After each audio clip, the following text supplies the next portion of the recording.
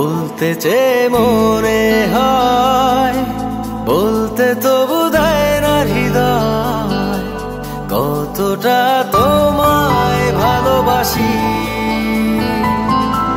চলতে গিয়ে মনে হয় দূরত্ব কিছু নয়, তোমারই কাছেই ফিরে আসি।